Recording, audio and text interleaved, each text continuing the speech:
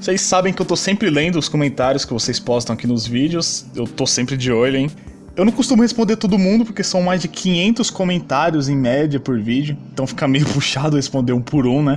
Só que por ler os comentários constantemente, eu reparo que tem sempre aqueles que são mais engajados, né? Que estão sempre comentando nos vídeos, que já são figurinhas carimbadas aqui nos comentários do canal. E um desses é o Aleph Nascimento, que é um caso bem curioso aqui. Esse cara já tá há 1 ano, mais ou menos, me pedindo o mesmo tema. Todo vídeo ele me pede o mesmo tema, que é sobre a importância da família tradicional para a sociedade ocidental. Eu sempre posterguei esse assunto porque eu acho algo muito complexo. Na verdade, eu nem me acho preparado ainda para falar sobre a importância da instituição família, que é a base fundamental de toda a sociedade. É algo muito profundo para apenas um vídeo. Mas vamos dar uma pincelada nesse assunto aqui só pra ver se o Aleph troca o disco aí nos comentários. Brincadeira, esse é um assunto de fato de extrema importância, tanto pro conservadorismo como pra humanidade como um todo. Então, bora. Pois bem, primeiramente, o que nós queremos dizer quando nós falamos em família? A palavra família pode ser algo bastante abrangente, mas numa definição bem simples, basicamente família é aquele conjunto de indivíduos que tem um grau de parentesco entre si e que convivem no mesmo ambiente, o qual nós chamamos de lar, certo? Mas eu quero que vocês entendam que o arquétipo de família que nós vamos tratar aqui, e que para todo conservador esse é o modelo ideal de família, o modelo verdadeiro de família, é a família tradicional, aquela formada por pai e mãe unidos pelo sacramento do matrimônio, o qual pela relação carnal desse casal se gera filhos, e assim se constitui uma família, pai, mãe e filhos. Essa é uma simples, porém ótima definição de família, pois desde os primórdios da humanidade é isso que convencionalmente se entende por família. Além disso, a família nos moldes tradicionais cristãos é uma instituição divina e o projeto base de Deus para a humanidade, pois desde que Deus criou o homem e a mulher à sua imagem e semelhança, ele os quis em família. Em Gênesis 1:28, Deus diz o seguinte ao primeiro casal habitante do planeta: crescei e multiplicai-vos, enchei a terra e submetei-a. Assim sendo, a única e verdadeira família, segundo a própria vontade de Deus, é aquela formada pela união matrimonial de um homem com uma mulher. Então você pode berrar, espernear por aí dizendo que uma dupla homossexual que adota uma criança também está formando uma família. Tá, ok, pode chamar do que quiser. Mas não é só porque eu defino por livre e espontânea vontade que um tigre seja uma espécie de peixe, que ele realmente seja, que isso seja o correto.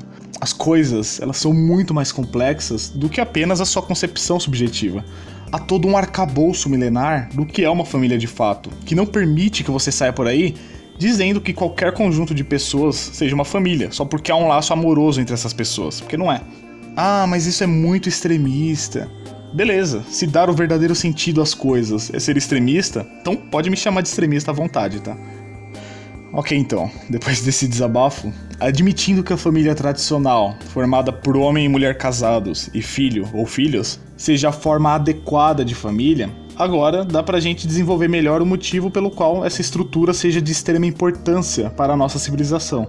Começando pelo fato de que a família é a primeira escola na vida de qualquer ser humano, vamos dizer assim. Pois é no ambiente familiar que nós conhecemos os nossos primeiros valores e recebemos de nossos pais as primeiras regras de comportamento em sociedade, que são essenciais no nosso processo de percepção do mundo e convívio social.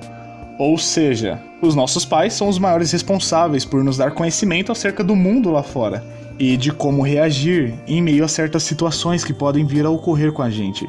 Seja por meio do exemplo que eles dão no dia a dia e que naturalmente nós, por termos nossos pais por referência de como agir, nós vamos imitar o seu exemplo por acreditar que essa seja a forma correta de agir, ou seja pela comunicação verbal, onde explicitamente o seu pai ou sua mãe te manda o imperativo: filho, não faça isso. Filho, quando acontecer tal coisa, você deve agir de tal maneira. Filho, se afaste daquilo, tá? Isso não presta. E é óbvio que a formação do nosso caráter, ela não se dá estritamente apenas por meio de nossos pais, né? Mas pode vir do seu avô que te aconselha, do seu tio que você admira. Mas, de um modo geral, nós podemos dizer que na maioria dos casos, ela vem majoritariamente de nossos pais mesmo, né? Porque é com eles que nós passamos a maior parte do nosso tempo, né? Pelo menos isso é o mais comum e até o ideal que aconteça. Porque nós conseguimos acatar valores imprescindíveis tanto da figura da mãe quanto da figura do pai. A mãe, pela conexão com o bebê durante a gestação e a amamentação, se transforma meio que em um porto seguro pra gente. meio que há uma relação de dependência no começo do filho para com a mãe. E nisso, do ponto de vista do filho, a mãe é basicamente aquele ser de quem eu dependo substancialmente para existir. Já a figura masculina, em contrapartida, causa uma ruptura nessa relação, porque o pai é a primeira pessoa que mostra à criança que ela pode confiar em mais alguém, além da mãe. Então, nesse ponto, a forma como a criança percebe a família é relativamente simples.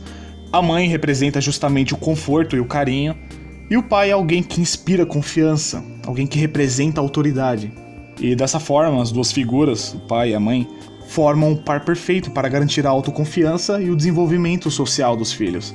É claro que isso é algo que vai muito além do que eu disse, mas é só para resumir mesmo a importância e o papel do pai e da mãe na vida dos filhos.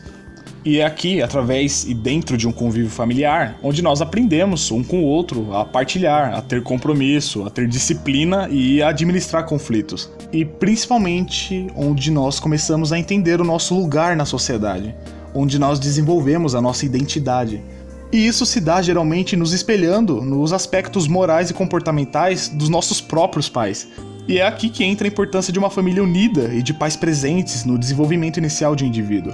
Porque a responsabilidade da família na formação moral, na formação de caráter das nossas crianças é algo de fundamental importância. Já que enquanto criança, nós nos deixamos muito influenciar pelos mais velhos. Então é muito importante que essa influência seja exercida justamente por pais e mães de caráter. Pois é muito comum que a gente se comporte da mesma forma que quem nos criou, trazendo traços da personalidade e atitudes muito semelhantes à dos nossos pais. Então, vamos resumir tudo que eu disse até aqui, tá? Onde se dá a transmissão de valores morais, bem como de costumes e de tradições, que servirão de base para todo o processo de civilização que todos nós passamos e passaremos. Na família, daí a importância da mesma, já que as crianças e jovens que estão em processo de formação moral e cultural hoje se tornarão os adultos formadores da cultura e da moral de amanhã. Então, se a gente abdica desse princípio de família tradicional hoje, amanhã nós teremos uma cultura, diríamos, completamente comprometida, né, não? Mas será mesmo que realmente é uma condição necessária a família no seu molde tradicional para que a sociedade se mantenha forte e saudável na sua base?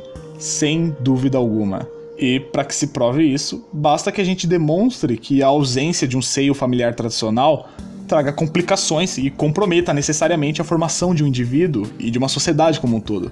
E provar isso é basicamente simples, uma vez que hoje nós já vivemos em um mundo onde a desvalorização da família tradicional é algo completamente claro e manifesto. Hoje em dia há uma ameaça tremenda contra a família. Mães que se desfazem de seus bebês ainda em seus ventres, feminismo, ideologia de gênero, casamentos de pessoas do mesmo sexo, drogas, adultérios, inseminação artificial e toda uma campanha internacional contra a família, o casamento e a maternidade. Estes são exemplos mais do que claros de ameaças à família na sua forma tradicional, e quando a família é destruída, os filhos sofrem pela ausência de uma estrutura capaz de lhe formar o caráter desde o princípio. E o que acontece é que a imoralidade toma de conta de uma sociedade inteira quando não se há um conceito correto de família. Desde o princípio dos tempos, seja de uma visão cristã ou seja de uma visão evolucionista, a família sempre foi uma instituição que serviu de base para toda a relação orgânica da sociedade. A civilização ocidental sempre se baseou nesse princípio de família cristã tradicional, de tal forma que prosperou até os dias de hoje em muitos quesitos. Porém, com o advento de ideologias perversas na modernidade, que buscam revolucionar a forma como se entende o mundo, a família foi se enfraquecendo na sua raiz por não fazer parte da agenda de tais ideologias. E tendo em vista que a sociedade nada mais é do que uma família amplificada, por assim dizer, quando você destrói ou apenas distorce a verdadeira concepção de família, que para nós do Ocidente é estruturada basicamente em princípios cristãos patriarcais, quando você perturba essa ordem, você nada mais está perturbando que a própria sociedade que tem por base a família. E todos nós sabemos que quando você ataca os alicerces de algo, este algo perde totalmente a consistência de forma a nunca mais recuperar a sua forma original. Então, nesse caso, é um dever de todo cristão que tem um carinho pelas conquistas do passado lutar pela preservação desses alicerces que nos fez chegar até aqui. No mais, eu vou ficando por aqui. Um grande abraço, fica com Deus e até o próximo vídeo. Eu fui.